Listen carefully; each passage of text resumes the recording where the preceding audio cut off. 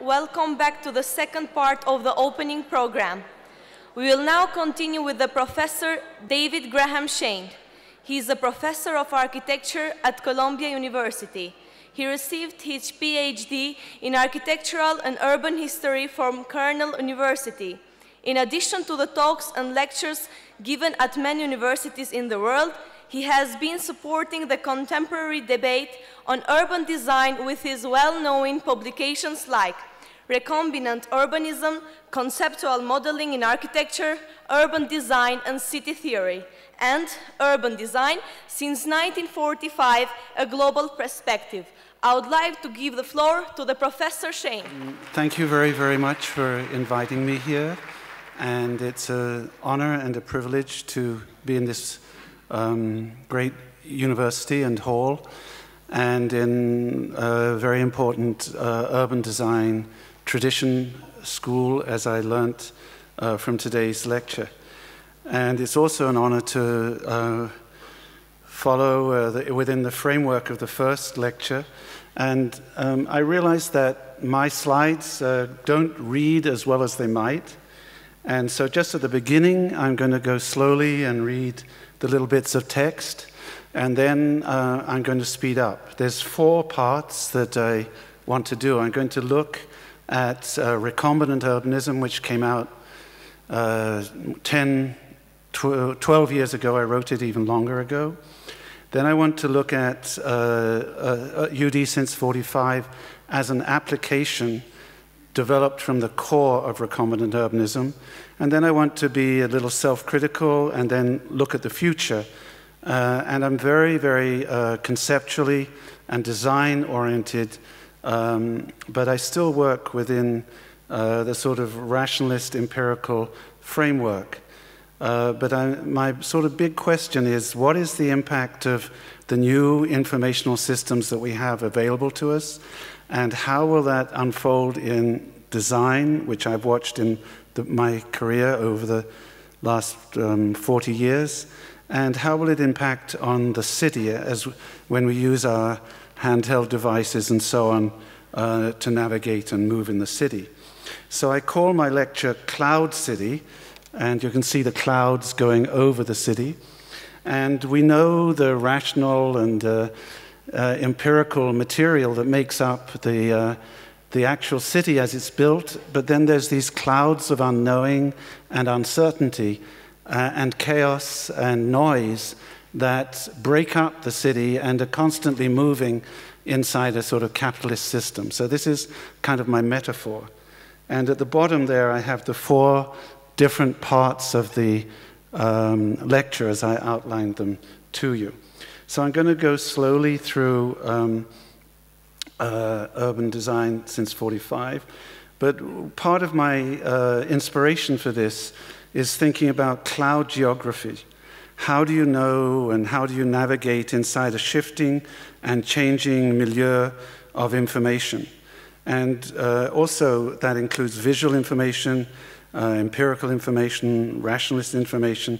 How do you work within all of that? And how do you find a logic that can emerge out of that system and all these complex systems? And you have to think about it changing in time and reading different patterns at different times over time. This was an article that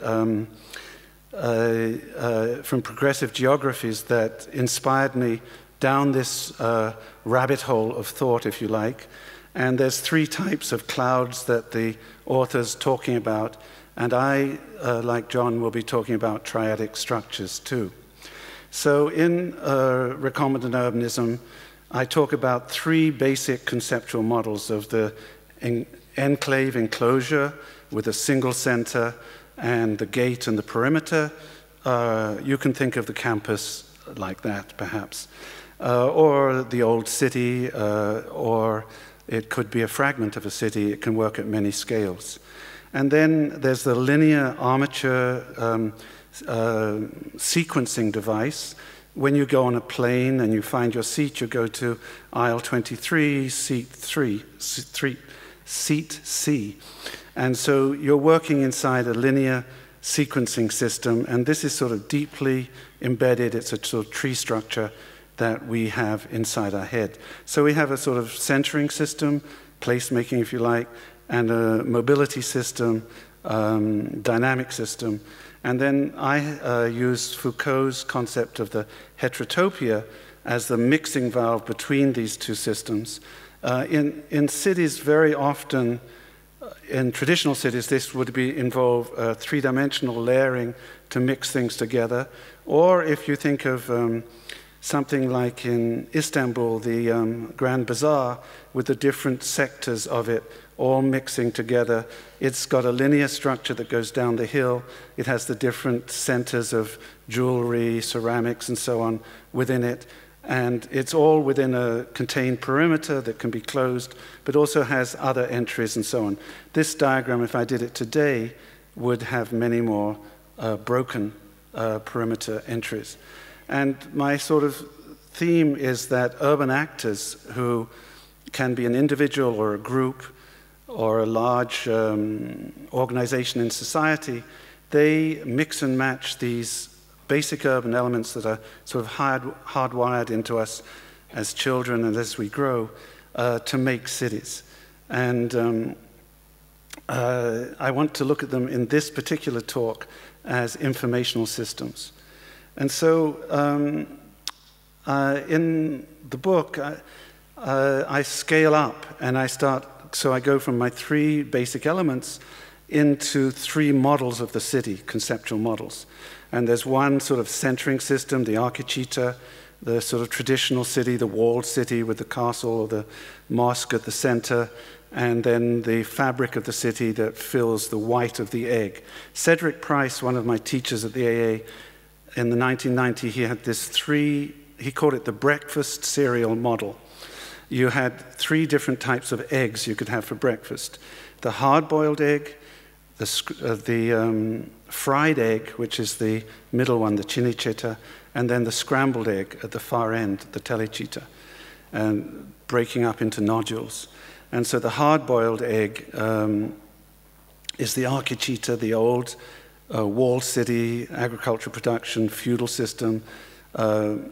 Energy comes from people, slavery very often, and feudal government, and so on and so forth. And it produced architects who built in stone. And then the cinecittà really begins in the Renaissance with the armature of the street and the linear perspective being a controlled mathematical grid construction that stretches out from the old center towards a new edge condition, often with a tractor built out there like the university on the edge of the city. And the city gets an edge that's amorphous and flexible. And then on a bigger scale, the telecittà is something I want to talk a lot about, where the city is fragmented over a huge area. There are multiple centers, sometimes two centers inside one piece of city, sometimes no center. And then in between, there's agri-urban forests and hillside developments, and so it's a mixture of architecture and agriculture. Landscape urbanism plays a very big role inside this expanded telecittà. And the peri-urbanization is very important. In Asia, you find this model very, very often around the edge of the big cities. It's where all the fast expansion takes place. And we'll look at that later on. So now the big question in recombinant urbanism was, how do you shift between models? And I used Foucault's The Space of the Other, the Heterotopia lecture from 1967. And here what I'm looking at is how the centering system, the armature linear sequencing system, and the sort of heterotopic fragmentary system, how they could expand to the city scale and start operating as informational organization systems at a huge scale through telecommunications. And so, okay, this is highly theoretical. You can forget about it in 2 minutes, but you just can watch for now. And the idea of the heterotopia is that it can change codes. It's like a gene-splitting device in modern genetics, where you get a gene coming in with one set, and then it combines with another set, and they sort of split and combine into a new format. And how the theory of it is that there's a mirror system that reverses the code so that it flips, the code flips, and then locks. And so I'm trying to explain that in this little diagram, that these models can flip and flop and lock into different combinations. That's the recombinant. And so I have these little equations, like the enclave, which is the E, dominates over the armature in the archiceta, the single center city. And it's a single, it's within one perimeter. And the flow system is smaller, whereas it flips, and in the industrial city, the machine city, the linear sequencing devices become dominant, and the armature's dominant, their scale goes up, and the enclaves become just storage pieces around those flow systems in the infrastructure. And then, and so the heterotopia, the shift between one and the other, there's a little equation for that. And then now in the informational system city, both systems, the armature and the enclave, are sort of locked in together, and both occur at once in the same layer, whereas before they were in two separate layers. And we're now operating with information above that combinatory layer. So I have another set of transformations into the Heterotopia of Illusion, which was Foucault's last category. You're not going to have an exam on this at the end, so you don't have to worry. But I recently was called to the Zurich CAD program in the ETH, where they gave me a really hard time about these equations and why they were so simple. Didn't I know there were 15 types of brackets, and I only used 2? And I did them as a joke to try and explain what I was doing. And they take it very seriously, and I'm actually very excited in my old age to have this whole new informational combinatory analysis that they're doing, quite advanced. I mean, I don't, and we'll see what happens and comes from it. So this is looking at Foucault again, looking at analyzing his text. And the top 3, he has a text where he talks, he was the professor of systems of thought in the Sorbonne. And so the one system of thought works around a single central axis, and it's just like the hard-boiled egg. Another system of thought is binary, and you work from one system to the other, or there's a tension between the two systems, and that's that middle diagram. And then the third system, which is what is in the Heterotopia of Illusion, is a multi-centered and very flexible. He actually described it like being in a traffic jam. Remember, this is 1967. And with the different cars moving in relation to each other inside a flow. And you watch the relationship, you know, that car got ahead, this car's, you know, moving up. And you watch the relationship between the different nodes or centers changing over time. And it was a really beautiful analogy for what we now talk about sites, when you rank a site by how many connections it has and how they move over time with the number of connections. And he actually talked about it as an informational system, which was very advanced for that time. The central diagram with the yellow egg and the white center is what my students used to call the cha-cha-cha diagram, because the heterotopias went from the center to the edge and then to the peri-urban outside, where they had to be connected by the telecheta and the satellite systems. And you became mobile operators outside around that peri-edge. And the 2 earlier cities, the city of faith and the city machine, as Lynch would have called them, they sort of merged together. And new sort of centers, I don't know if that'll do it. I'm supposed to be able to make little red marks. No. New centers are made in the center of the city. Yeah, you can see it there. And then there's all the mobile actors in their cars. I'm not electric. Well, on the outside of that drawing to the right, there's little cars moving around the perimeter of the city. So you have a new type of city that combines the two old and new central systems and new peripheral systems. And that's what that diagram in the middle is trying to show. And, oops, sorry. Oh, it'll slow me down. But anyway, here's that diagram in larger scale. And the center, it doesn't matter. You can see it. On the right, as you're looking at it, is the central, the new high-density cores like John was showing. And on the left is the peri-urban, what some critics call the landscape urbanists city, and others call the horizontal metropolis. And I'm going to talk about that.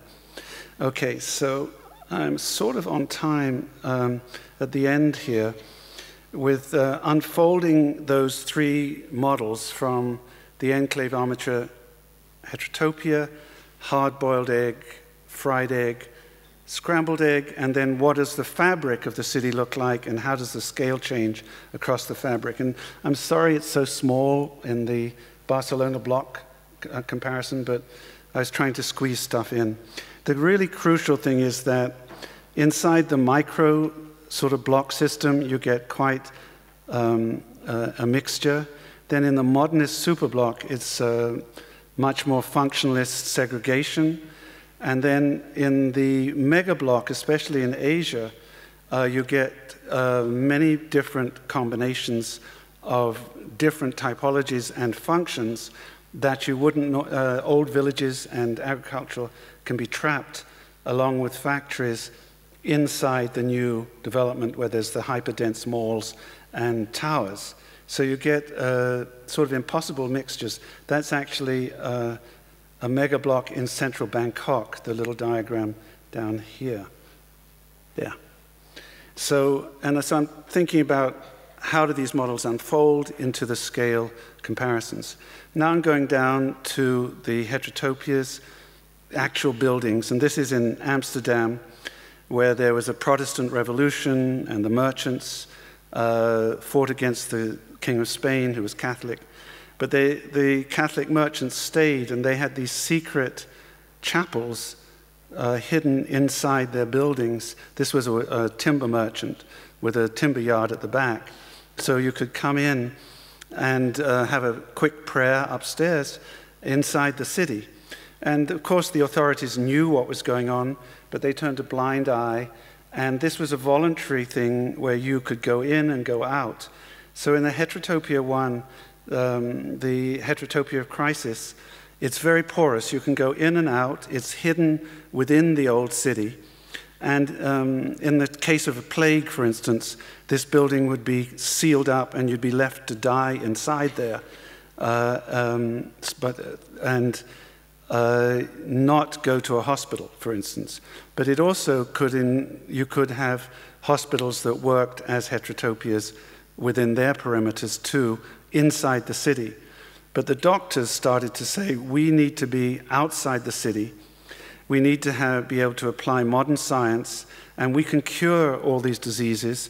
And in this case, this is the Heterotopia of Deviance, Heterotopia 2, the famous panopticon by Jeremy Bentham, the 1780s, where you would go, if you didn't behave properly, you went to prison, and there's a central jailer hiding in a tower, and all the cells around the edge, he could see you at all times.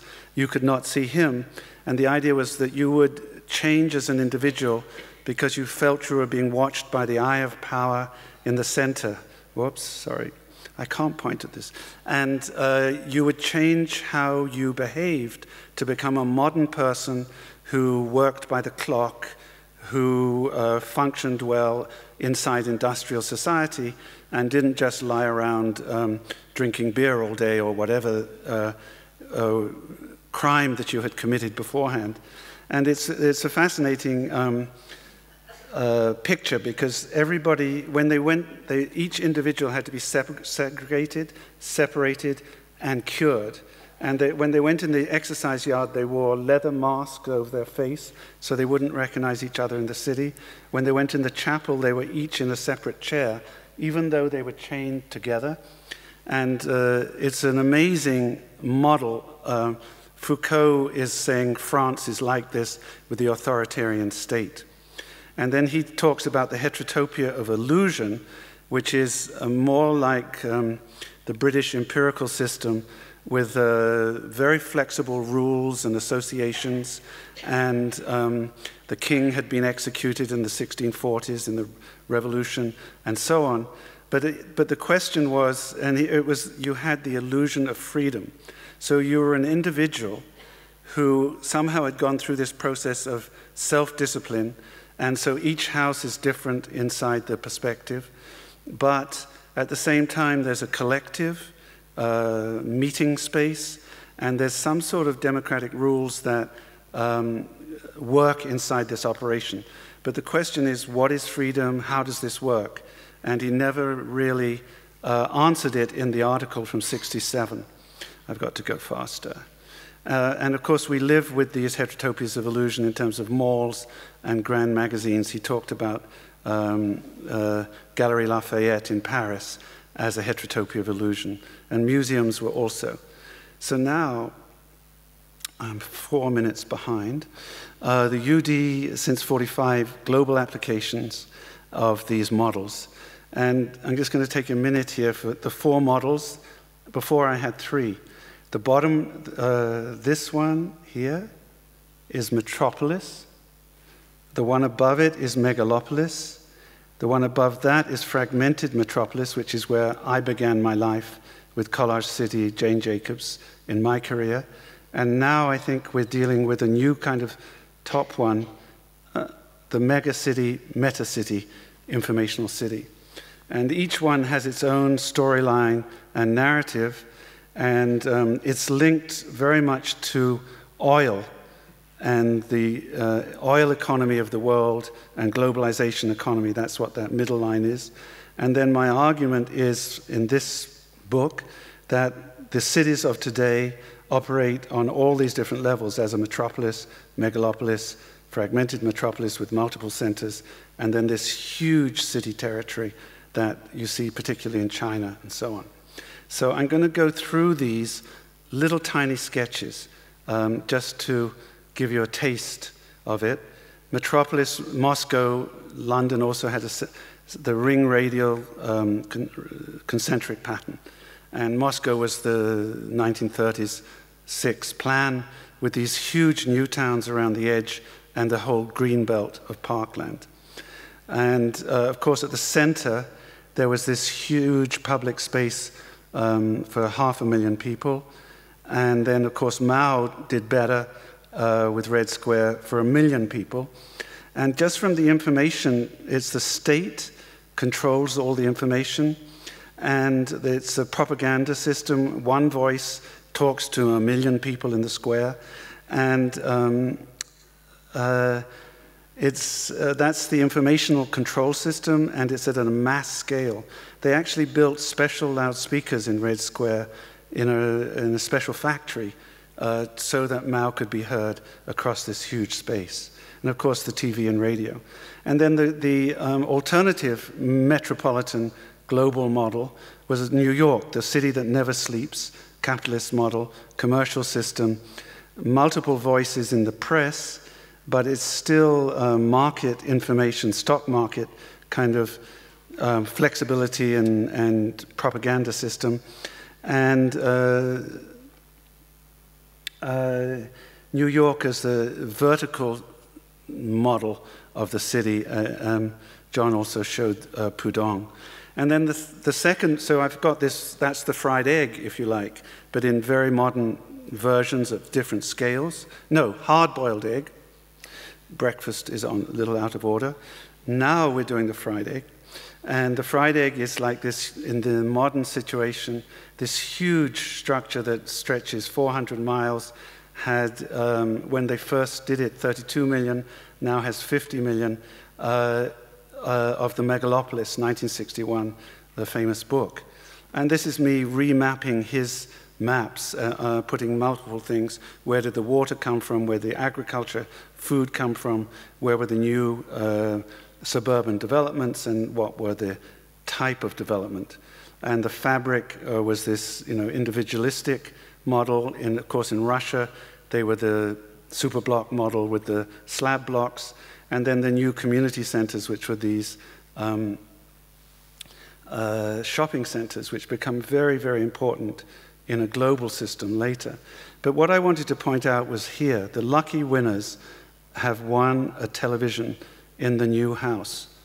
And the television was and telecommunications were the key, as well as the individual mobility with the cheap gas and the cars. So you have an incredible formula for a huge expansion of the city. And the problem was we couldn't see it. Like in 1961, Lynch was looking at center of Boston, how it was working, and also the view from the road, 1963. And then in the 71, the learning from Las Vegas. And in 61, this is Mackey in Asia, but he's a Harvard grad, looking at modernism here with the object buildings. I don't know if it's gone red. No. Modernism. Huh? And then the megastructure, megaform in the middle, and that's one below, which Rem Koolhaas loves in Singapore. And then the group form, village form, as an old historical model that could be revived. So Mackey, very, very perceptive analysis of the impact of all of this on urban form. And so my third model, I'm going very fast now, is the fragmented metropolis, when with the oil impact of the embargo, OPEC, the Middle East wars, in the 70s they realized they had to have sub-centers across the metropolitan megalopolis. And so the fragmented metropolis, this is also when Jane Jacobs stops the highways in the center of New York, and it's also when IBM and all these big corporations build their huge research centers around the edge of the city, a little bit like where we are now. So these are the huge fragments. This is the Guy Debord famous drawing of naked Paris, the pieces of Paris that he thought were important, connected by arrows of desire, where you flowed from one to the other. These were all very heterotopic, slaughterhouses, hospitals, sewer works, and so on. It wasn't the tourism, but the model could be flipped. And in this time, I was doing my master's in urban design. That's the top left drawing here, for Colin Rowe, analyzing out all the different big landowning operations in central London, and then how London had been tied together with these armatures of flow, including the roads in yellow and the railways in black, around these big land holdings away from the City of London. And then in the bottom right down here, I'm sort of looking at how it expanded into the East End. Fred Cotter, my teacher, did a whole series of studies, including for Canary Wharf development. Whoops. So this was, and of course Collage City came out in that same period, and there's Jane Jacobs in the village defending one of these pieces or fragments of the city. And so you have a hard-boiled egg city, this first megalopolis, car-based city, and then the reaction against it back to a fragmentary urban design like in Battery Park City and so on, where you design a piece of the city. And then and part of that is to allow you to incorporate history. And Rome, my teacher, loved Rome. And this is Trajan's Market in Rome, and how it evolved through history. It became a farm, it became a fortress, and now it's a tourist attraction. And they found the head of this statue of the emperor was used, rolled through the sewer underneath this to keep it clean after he had died. I kind of like that as a symbolic item. Anyway, and so, but that actually, sorry to go back, this is a three-dimensional shopping center from ancient Rome that goes up over a hill and steps down into the regular forum and goes over the Campus Martius, the military area, the expansion of the city. So it was the gateway into the city. And I'm looking, I see it as a kind of node that connects places. And then in modern day, with the high-speed rail in Japan, I wanted to look at its impact on fragmentary planning with a very clear sort of geometry up here, that within 600 feet, 200 meters, you would have all these different uses around the train station. And then this would be repeated at intervals along the high-speed rail system. And I and my students worked on Shinjuku. This was a long time ago, looking at, a lot of it's been filled in since, looking at how it was developed over time around the railway station, the bus station, and the different suburban lines coming to the high-speed rail. And okay, and of course, Tokyo is one of the first great megacities, 32 million, just like the megalopolis, but it's one town. And so my last model, if you remember my layers, was the megacity, metacity, informational city. And these are UN figures from 2007, which we sort of analyzed out. Istanbul was not marked as a megacity in that set of figures, which was based on 2003. But of course now it would be. And I found the megacity, well, there's a huge argument about whether megacities are really so important. Only 8% of the world's population will be in megacities. 92% will be in cities of 1 to 2 million in small network configurations, which is what the blue dots represent. So there's a whole debate about megacities. Tokyo is still the biggest. It would be slightly different now. But for me, Janice Perlman, who wrote about megacities in 1976 in her PhD thesis, was very, very important. And she set up this organization that dealt with megacities that were informal constructions. And so for the first time, and then the UN began to do the same, the self-built urbanism that we as architects and planners had not touched was suddenly on the radar. And it completely altered the ranking of cities over time, where the most important cities would be in terms of size. And you can see that in her mapping, Istanbul's in the middle here of this one on the top right up over here. And she has kept going back to the favela where she did her PhD research to see what happened to the lives of the people, how they changed their houses over time, and how the role of that favela changed as the city grew out beyond it. And this whole idea of the informal system was not something I had in recombinant urbanism earlier, but it came into urban design since '45.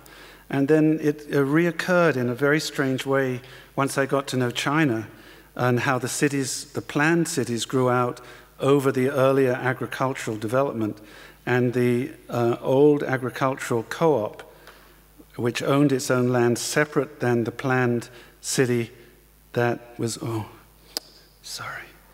around it, which was done by the same planners as Milton Keynes, one of the last British new towns, with a big mega block grid system of highways.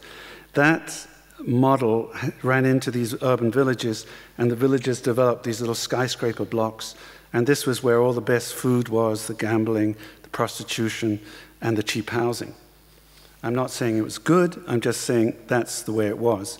And then my friends in Urbanis, who I learned about this from in the early 2000s, they had these schemes to build over the top of the city agricultural areas, schools and bathhouses and water systems to upgrade without demolishing.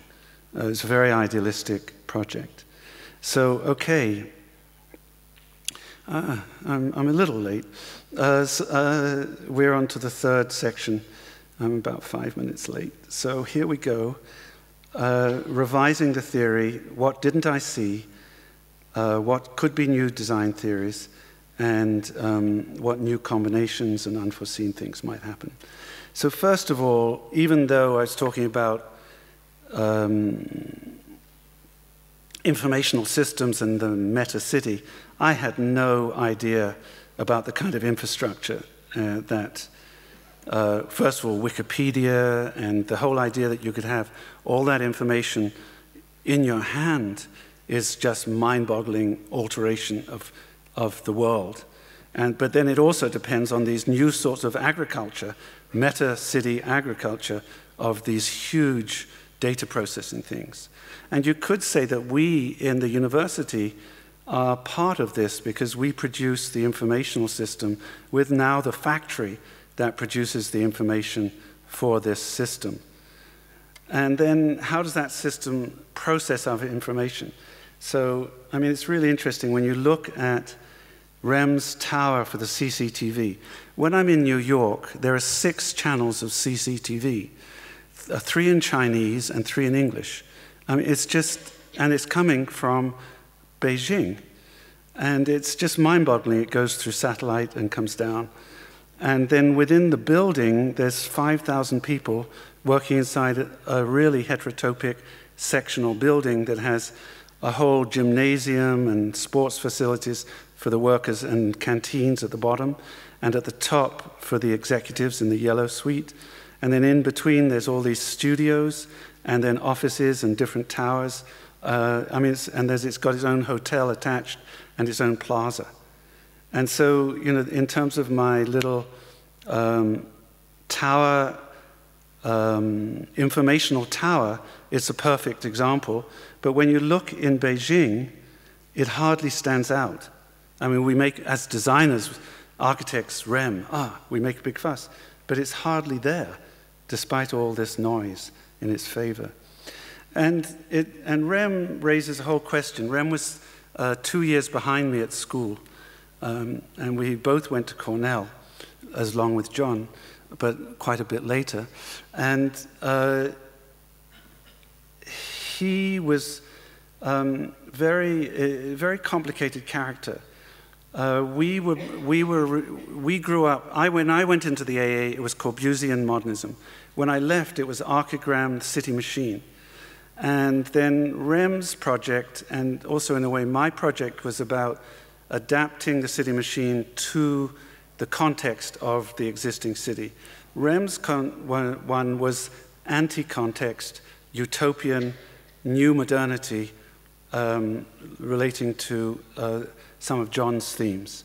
And so it is 500 years since, it's a very Eurocentric view, but since Thomas More's text on the Utopia. Notice that it's a city with a whole territory inside an island, so it's an enclave.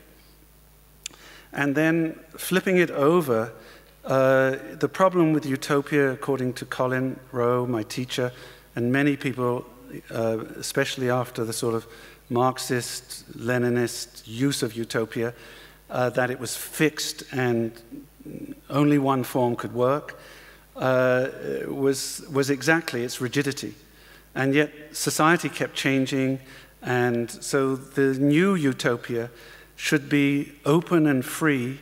Notice the grid here, that's the informational system. There's another version with a satellite above them. And then the family is completely naked and living like someone in the jungle. And they have a little yurt behind them, which has a solar panel on the roof. And who knows how the toilets work. We're not going to ask too much. But it's this utopian 1970 new freedom that incorporates this information. And yet it's also very shifting and changing. And it connects back to Foucault's idea of the heterotopia of illusion. It's the illusion of freedom. What is freedom here? And what do you need to be yourself? And not to be the sort of economic man that the Marxists had previously said in their utopia. And, Archizoom with Andrea Branzi made this huge factory city where these are gigantic kind of urban structures inside the landscape.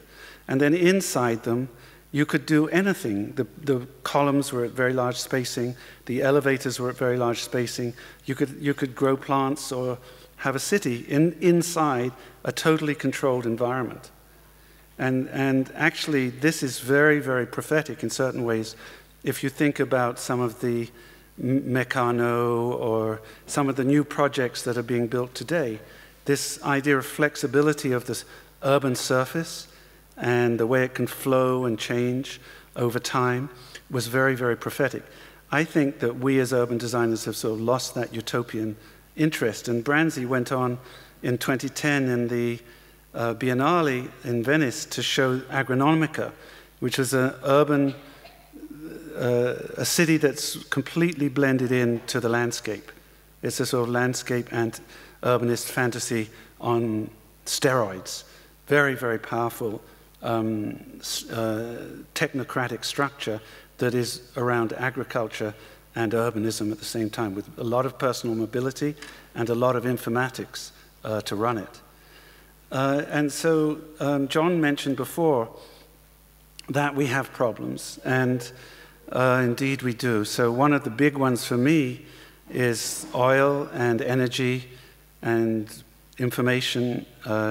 We know that we're near a peak. Even if fracking extends it a little bit, we're going to have to make a transition, which is what we're down here. And me, as someone living in America, is like, right now with the election, because the transition, you know, Obama, oh, sorry, I can't do this, I'm giving it all away. Go back. Obama is trying to, this is from Arnulf Grubler, who's a UN energy consultant in Austria. And he's done these different models of the transition in this bottom diagram here. And the green one is the sort of ideal one. One of them is keeping oil and gas going. Another one is going back to coal. And the other one is muddling through, which is going to be a disaster for most people. And then he's also mapping how energy is used inside the urban system. It's very, very beautiful work. But we take for granted that we're mobile around the campus and that we can get our electricity and information without even thinking about it. And this, obviously, we're going to have to switch sources. Then this is a colleague from Columbia, James Hansen, who used to be the head of NOAA and NASA. And he was the man who modeled, I'm going to slow down for a little minute. He modeled the greenhouse system of the Earth in 1972 thesis.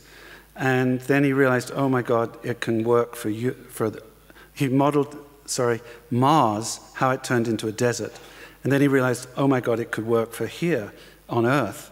And he made a prediction of a 3-meter rise back in those days, which is now government policy in America. He's now talking about a 75-foot, 25-meter rise, because this amount of energy that's in the global system is the same as I can't remember how many 100,000 years ago it was, 200,000 years ago, when there was that much energy in the system, the water level was that much higher. And in fact, the ice is melting in all the places that would make that happen. And the axis of the Earth, as the ice is melting, is shifting so that the solar impact becomes even more on the warming. And of course, you know, you're going to be okay in Turkey by the looks of it, but Crimea's not too good. Parts of England are really wiped out. Florida's going underwater, so on. And if I showed you China, it would, you know, be huge impact, and India also, Pakistan. But it's not just that. There are things, everything's going to warm. Some places are going to get colder, and there's going to be a whole water crisis also that goes with it. So this is, we're reading the city and the Earth as an information system. We can read it on our handheld. What do we do about it is another whole question. And then, so when we read that, we're in the internet. And I got very interested. This is a 2007 map of the internet. If you look at it, Apple's there, Adobe's there, all Yahoo's there, Microsoft's there, Google's there. All these big corporations have that help run this thing are all in there. There's also a Chinese Baidu all in there, and Pirates Bay. There's all sorts of strange places. Wikipedia is very important. But we carry this.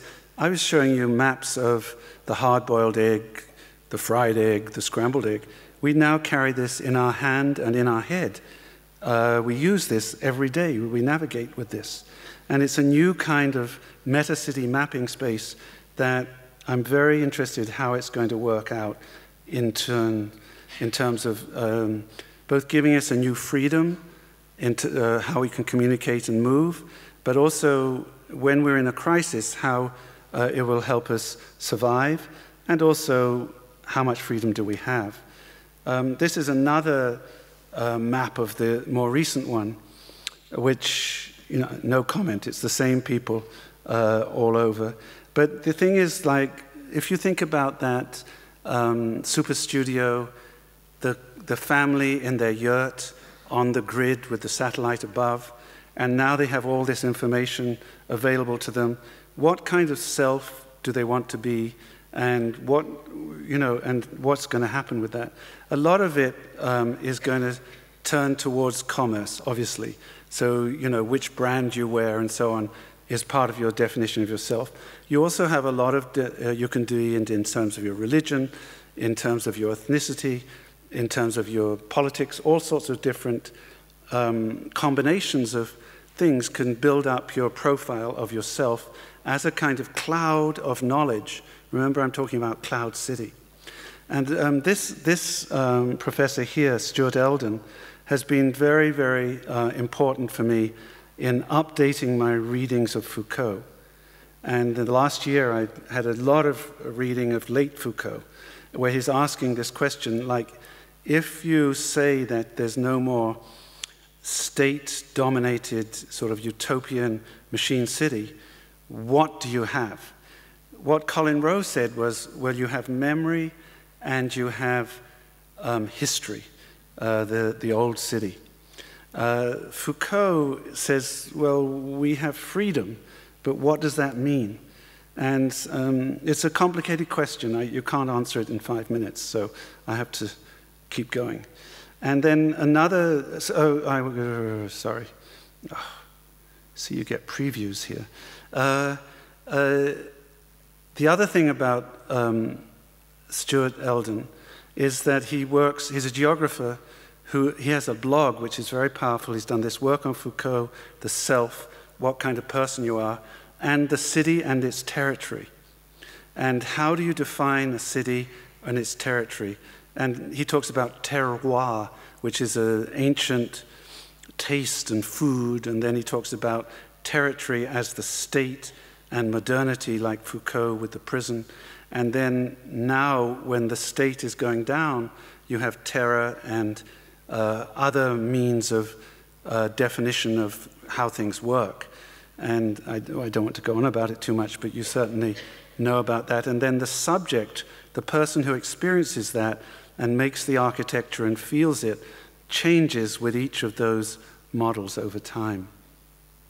And he and Neil Brenner, who's at Harvard now, are sort of excavating a new kind of urban territory. And I don't agree with them totally, but I'm learning.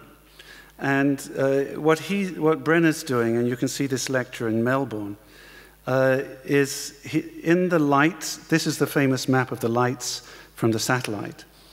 And he's saying, what's in the dark areas, which is exactly the heterotopics question.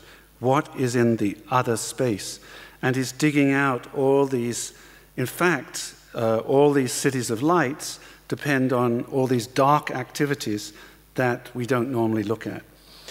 Dumps and all sorts of stuff, mining and so on.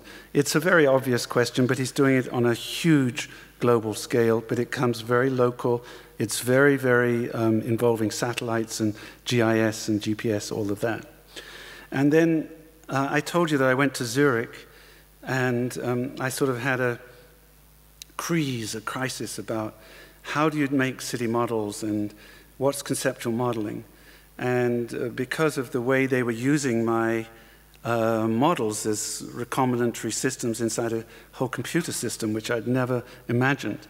And they were talking about this mathematician, philosopher, Michel Serres, who, to my shame, I never heard of. He was a friend and colleague of Foucault. And his first book was Genesis, which is all about noise, and then how does an individual or an event emerge out of the background noise? And what's the creative force that makes that? And then he did a book about parasites, about how that force that comes out is like a parasite. It's plugging into the energy that is in the overall larger system. And then he did a thing about the natural contract, that we are parasites in the, this is 1980, in the global system of energy, and we should make a new contract with Mother Earth. It's not Gaia, but something. And that malfaisance means that we are doing bad to the Earth. That's another of his books. And now he's working on he's a mathematician. He's working on petit pucelle, which means the little thumbs that work your handheld. And so he's into the informational systems. He's a big supporter of Wikipedia, and he's trying to work out, I mean, why they put me onto him was that he's trying to work out how does this whole informational system impact how we live now also.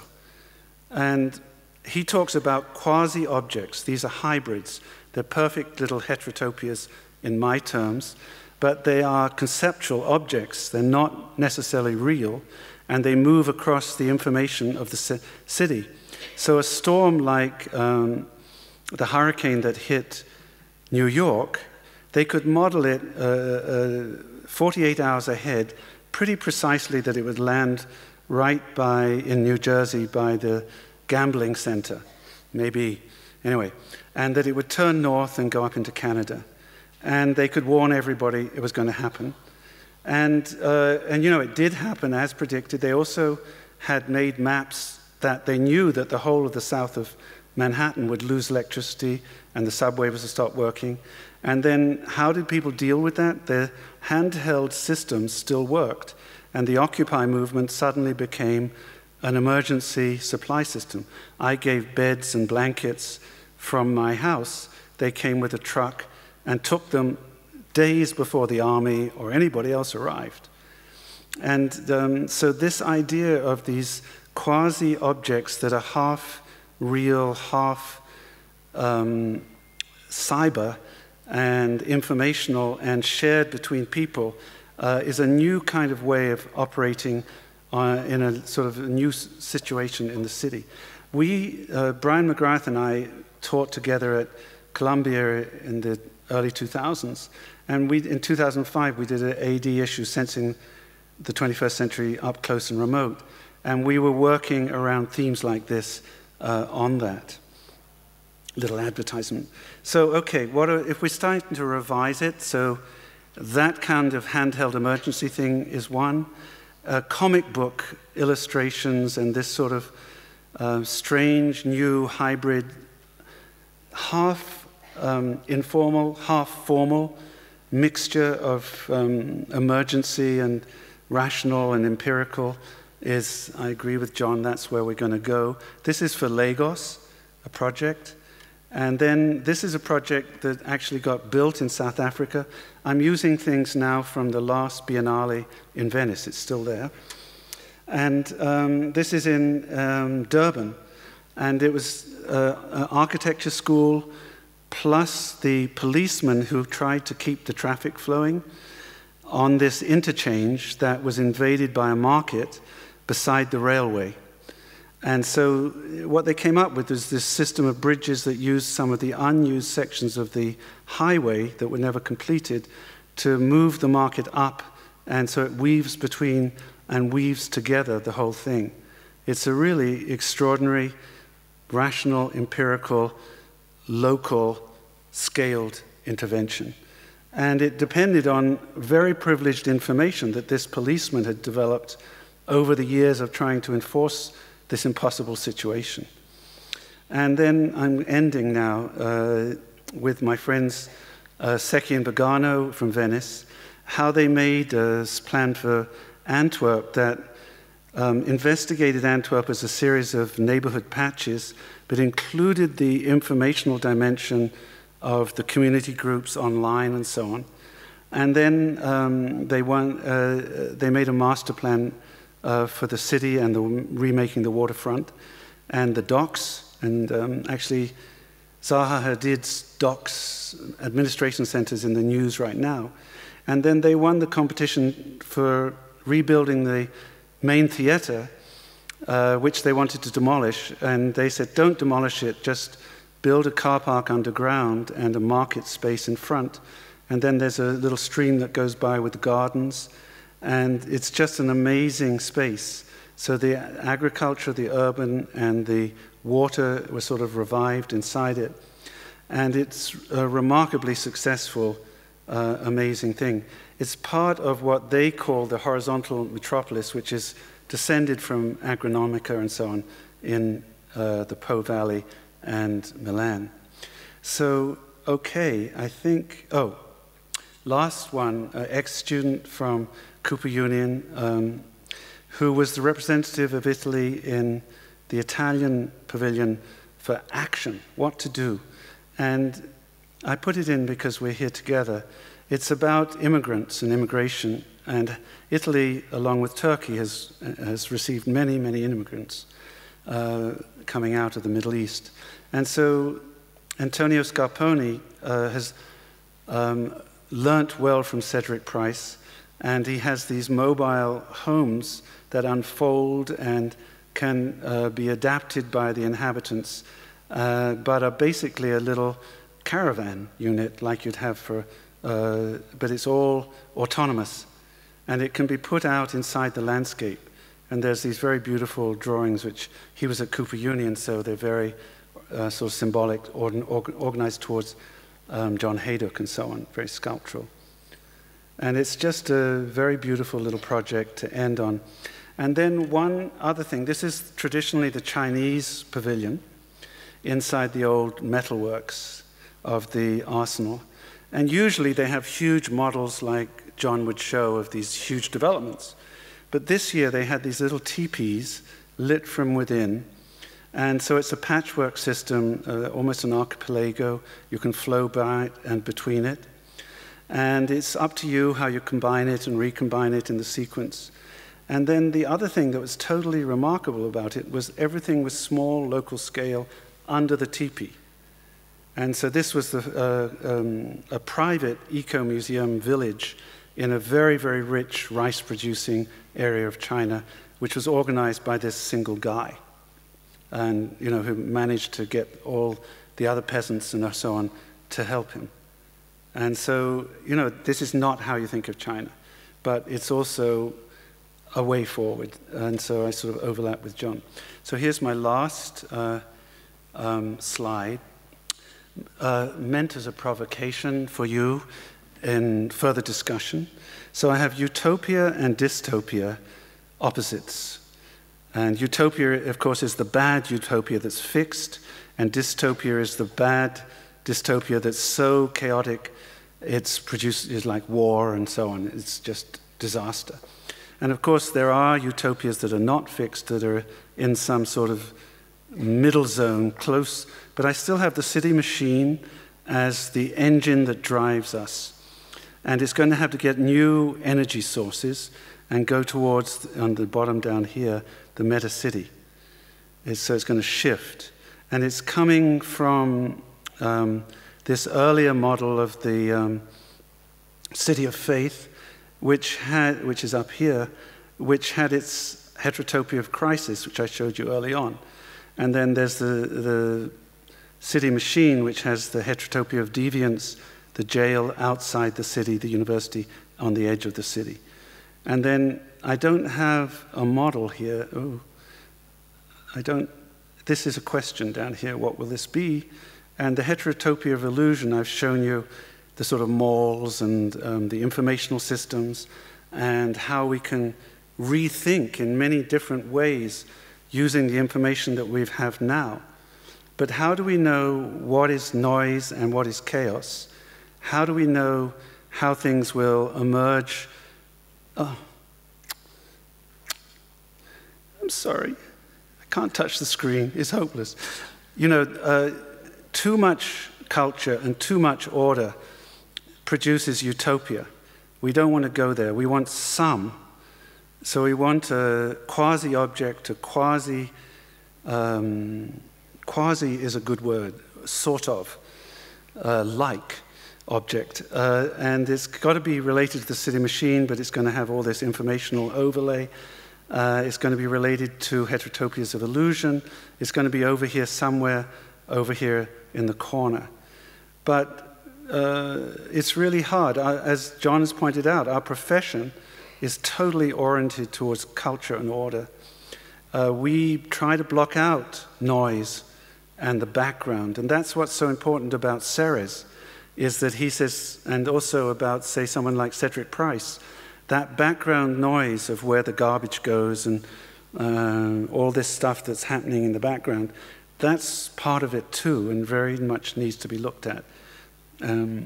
Anyway, so these guys in Zurich, my friends, they are talking about quantum city, which is a double-layered city where you have an atomic and a sort of empirical scientific city, and then you have this wave city that has rhythms in it of maybe fashion, maybe information, that disrupts the rational city at intervals.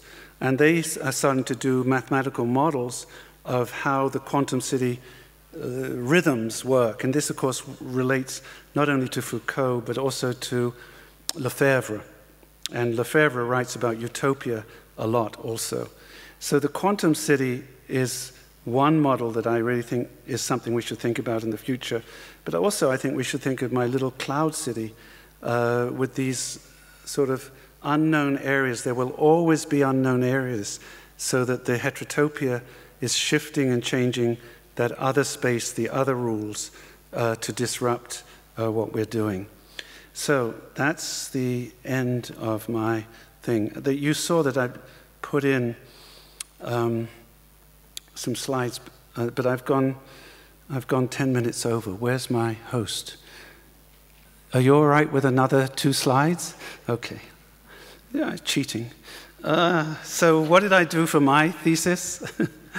With Colin Rowe, I wrote about contextualism, and I took London apart by the land ownership patterns and the rivers going through and the connectors, the armatures between. I didn't have the language for it then, nor did Colin, quite honestly.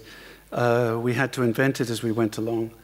And then I did Covent Garden, which is here in central London, which is actually where my family, I didn't know that, had lived for 2 centuries before moving to Bloomsbury, just to the north. Anyway, I did Covent Garden as a historical restoration, but also a modern space. It had car parking underground and various very small strategic interventions. And in fact, what's actually happened in Covent Garden is turned into a shopping mall, unfortunately. But if I was working with the Covent Garden Community Association and Fred Coater and Colin and Alvin Boyarsky and the AA, and none of us foresaw that it would turn into a shopping mall for tourists, basically. And at night, it's a big nightclub entertainment area. We thought that it would stay with the workers who worked in the market, even though the market went away. In fact, Mrs. Thatcher privatized the housing. The workers' housing costs $1 million for a little apartment now. So the whole thing, you could not see what was going to come. And then out of that, I wrote the big article that sort of made me in the architectural design, Contextualism, 76. And then in 78, 79, when I finished my PhD for Colin on the street, it published chapters of it in both a book for Colin and a book for in Italy on the revival of the street. And now I think you could, as John was saying, the street is really important, and I could redo this. And I think that's my last slide. Yeah. So we're out of here. Let's go back and end with an advertisement for myself, because this is today. Come on. Oh, there you go. So there you go. I want to do another book that combines these two and looks back over my career in the profession, not at me personally, but how things worked over time. And I think that's something you do as you get older. And so I was very interested to follow John's lecture. Thank you.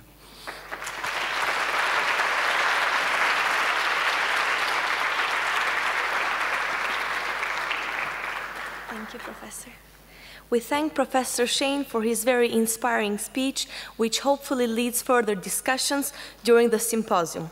Dear guests, thank you for your attention and participation to the morning session of the first day of the program. Our program will continue at the Faculty of Architecture. We are going to have lunch as well. Thank you again.